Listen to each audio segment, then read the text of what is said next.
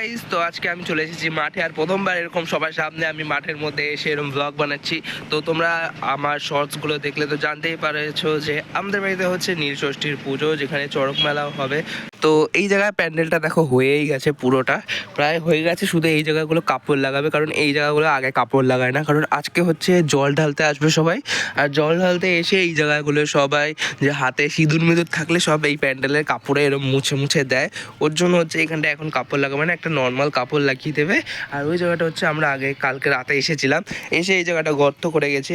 এইখানে একটা গর্ত আর ওইখানে একটা গর্ত, কারণ এই দুই জায়গায় আমাদের ত্রিশূলগুলো যেগুলো রয়েছে সেগুলো হচ্ছে পাতা হবে। আর এই জায়গাটা আমরা নতুন করেছি, এরকম একটা স্টেজ বানিয়েছে যেখানটা হচ্ছে ঠাকুরটা রাখা হবে।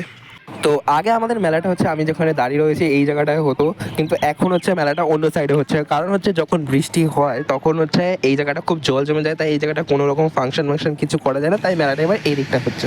তো ওইদিকে দেখো একটা দোকান বসেছে, এইখানটায় বিশেষ করে ওই হরেক মালের দোকানগুলো বসেছে। আর এই দিকটা বসেছে হচ্ছে নাগরদোলনা। প্রত্যেকবার নিয়ে আসে এখানে, নাগরদোলনা তো বলা যায় না, এটাকে কি বলে, হচ্ছে ড্রাগন টাইপের।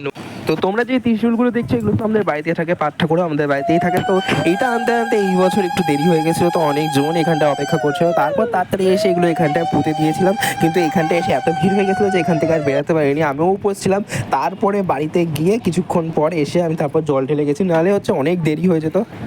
তো প্রত্যেকবারের মতো আমরা মাটি দিয়ে এই জায়গাটা একটা তৈরি করে দিই, যাতে এখানটা মোমবাতি ধূপকাঠি সবাই জ্বালাতে পারে। আর এইদিকে দেখো সবাই হচ্ছে জলমল ঢালছে এখানটায়।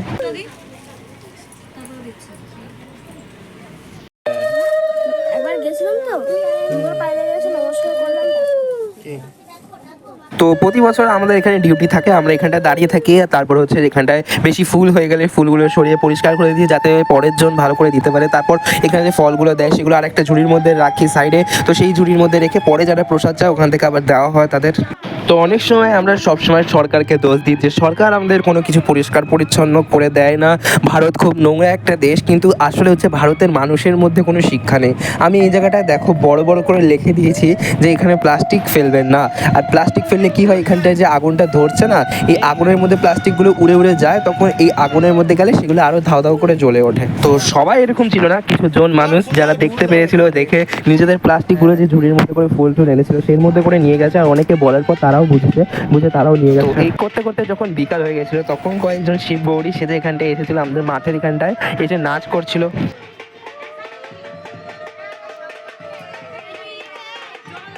তো আগের কয়েক বছরের তুলনায় এই বছর যায় না কেন অনেক মানুষ এসেছিলো এখানটায় জল ঢালতে।